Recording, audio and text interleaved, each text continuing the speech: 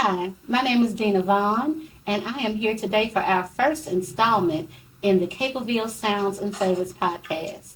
And our first guest for this week is Miss Eva Roberson. Thank you, Miss Eva, for being here. Well, you are so welcome. And we're just going to go on a little musical journey today, and I want to hear what led you to the ministry of choir and what led you to use your gifts here at Capleville United Methodist Church. Wow. So, tell me a little bit about your first memory, your first musical memory or musical experience. Well, my first musical experience was probably keyboarding because that was my mother's deal. She always wanted me to learn to play piano. And so I took lessons practically all of my adult life. I mean, childhood and adult life, which led me to major in music in college. Mm-hmm. And because my mother was a school teacher, she said, "You're going to be a music teacher." So that was, that was the plan. But awesome. It got changed. That's all right, as plans often do, as they often do. So if keyboarding is what drew you kind of into music, what drew you into singing? Well, to be honest with you, I was told by my father that I was born singing. Mm. When I was a baby, I was in the crib. Mm-hmm. Nobody had to hold me, rock me, or anything. I would sing myself to sleep. So I've been singing all of my life. But because of my mother, I put the singing on the back burner and, just did the keyboarding thing. Mm-hmm. Yeah. Okay. And so outside of your keyboard lessons, was the first experience that you had with formal training, did that happen once you got to college and majored in music? No. Mm-hmm. We had, me and my sisters had formal training in Memphis, Tennessee as teenagers. Mm-hmm. We would come to Memphis on Saturdays to take piano lessons. Okay. And there were times when we would go to Holly Springs at MI College to take piano lessons. Mm-hmm. I didn't know at the time that the real reason that we were taking lessons mm-hmm. was because my mother was trying to get her college degree. Oh. So she kept us busy with music. Love mm-hmm. that. Love that. Yeah. I mean, you have to do what you have to do. Yeah. Uh-huh. Well, so if that's your first formal keyboarding experience in your training, what about your vocal training? Did that first formal experience come before college or in college? The formal training came in college. Mm-hmm. But, I was always playing and singing because, mm-hmm. I grew up in the church. So, mm-hmm.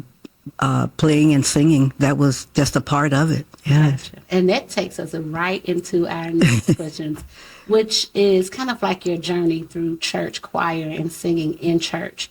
I know you were keyboarding. How exactly did singing become a part of your church life?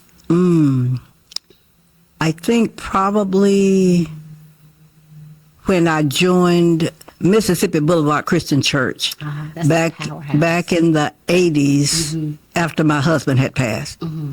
And I was drawn to the music ministry there. They had a director. Dr. Leo Davis? No, at that time it was Gail Jones Murphy. Gail Jones Murphy. Okay. And she saw something in me, and mm-hmm. I just did a lot of singing. And I didn't do a lot of leads, but mm-hmm. I was in the soprano section. Mm-hmm. And there was an incident that happened that a soloist was supposed to lead a particular song. And for some reason, on this particular occasion, something happened as we were beginning to sing it, and she couldn't do it, and the director pointed at me. And because I knew the song, I just started immediately singing it. Mm-hmm. So I kind of saved the day. Well, you know, Miss Eva, you say they around here in Capleville require more than one, okay? So that doesn't surprise me at all. Yeah, I was really shocked that she just pointed, and I knew I needed to start singing. Don't be shocked. She knew what to do, and you knew what to do. I love that. So I guess in the 80s, that was your first time really joining a church choir and like singing in a church choir. Right. And I guess being drawn to the type of music that they did is kind of what led you to it. Right. And they're very diverse in how they approach the music that they sing. Right. And even as a child, when I used to attend that church as well, I was drawn to the choir. Yeah, it was very diverse. Diverse. And I hope that we do a little something like that at Capleville. We keep it diverse. Right. Yes, ma'am. Mm-hmm. Yeah, it was very diverse. Yeah. So we know that you were encouraged to sing because you were singing so much throughout your life. Are there any other family members outside of your father and mother who saw something in you and maybe encouraged you to pursue music? Well, I guess my entire family. Mm-hmm. I had an oldest sister who was, in my opinion, had a better soprano voice than mine, but she didn't pursue it like I did. In fact, she had more musical aptitude than I because she played keyboarding and she could add notes like nobody's business. Wow. But I couldn't do that. I mean, I could play what was written, but she would add everything. And I wanted to do it, but I didn't know how to do that. Yeah, well, that's because singing was your calling. Yeah. You add the notes there, don't you? I do. Sometimes. You do, Miss Eva, and we love it. We love it. So I want you to just kind of take a beat, and I want you to think about your musical journey and how you think about music. Did you have an aha moment where it made you kind of change the way that you thought about music or singing or anything like that? It could be a song you heard. It could be maybe it's when the director pointed at you. But that aha moment that made you kind of change the way that you thought about how you approach music. I guess I've had some aha moments like that. The most challenging moment that I had musically was singing at Pastor Artura's memorial service. I was specifically asked to sing a Negro spiritual. And because it was such a painful time, Yes, ma'am. I knew that this was something that I had to do, and I needed to keep my emotions in check so that I could do it. And believe me, I found the courage sitting beside Shawan's daughter. I can't think of her name. Yes. And I tell her that whenever I see her. She provided silent comfort for me to be able to get up there and sing. And I thank her all the time. That's beautiful. Yes. Because that's no easy task. It wasn't. It was very difficult. At the funeral of someone that you love and that you care for. It was the most difficult time for me, the most difficult that I've ever had to sing. It was the most difficult. And so what did being able to persevere through that experience and really deliver through what you were feeling, in spite of what you were feeling, to be able to deliver a song as beautifully as you did that change anything for how you thought about your voice or your abilities on music? It just confirmed that I'm doing what I was meant to do. Yes, ma'am. Yes, ma'am. I love that. Because I just, I didn't think I could get through it. Yeah. And you did beautifully. We were there. Yeah. And that's when I met your friend, the director at Seminary. Oh, yes. She was Cynthia. Cynthia. And since that time, when they have asked for a choir to fill in, I have volunteered. Yeah. Yeah. I love that. I love that they was able to create other musical experiences for you Right. through that experience. So Yeah. that's really wonderful. Yeah.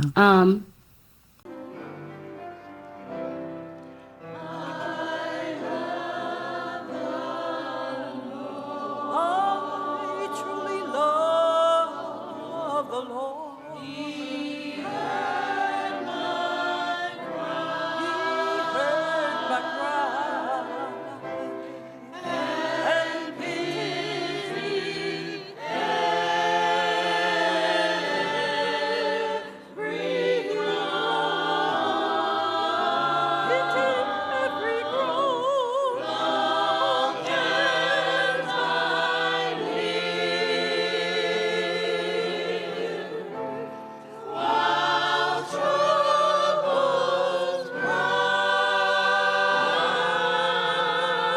rise, I'll hasten to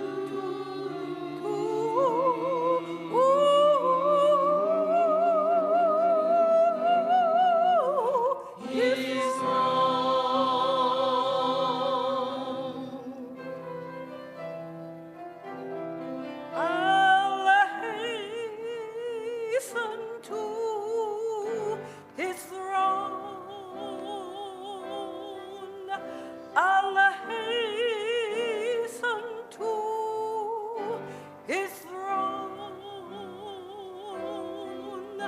I'll hasten to His throne. I'll hasten to His throne. I'll hasten to His throne. I'll hasten to His throne. I'll hasten to His throne. I'll hasten to His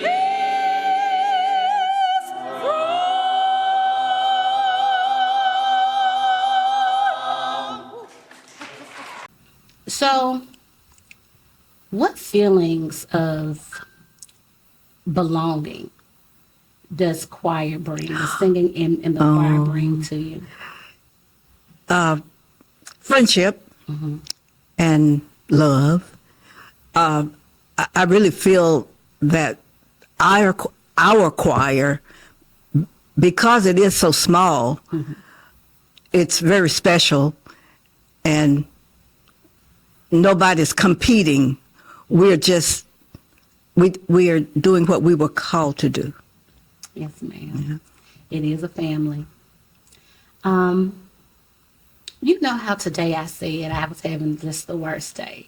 And I come in and I'm able to sit down and I'm able to speak with you in your sweet spirit and your sweet way and talk about music, which is, one of my boy. favorite things to talk about. And it gives me a lift, right? It helps my emotional well-being.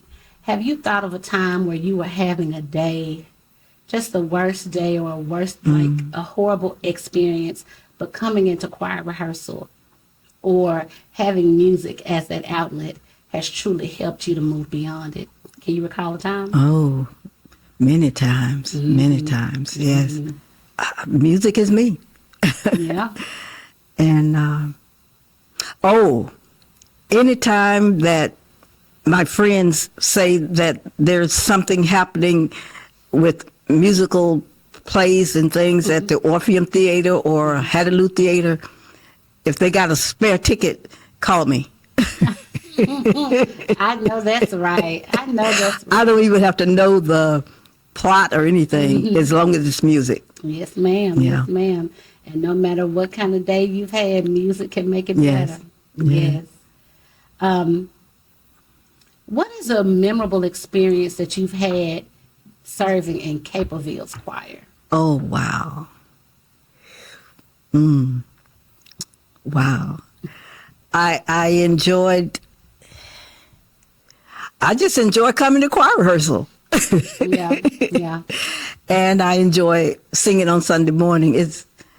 I just have a problem getting there on time, but but I do get there. That's all right, Miss Eva.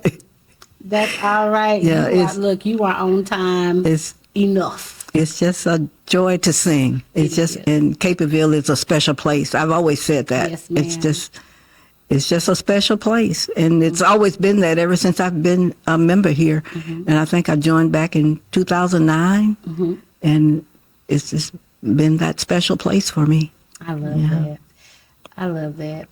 Well, I want to thank you for sharing some of your journey and some of your experiences with us musically. You are my musical sister. You are You mine. are my choir sister. You are are my mine. singing sister. You are mine. And you are so special and dear to my heart and to this ministry and to this church. And I just want to thank you for being our very first guest on our podcast. Well, thank you. You are so welcome, you. because I didn't know what this was going to be about. And thank you for tuning in. And we'll see you next time.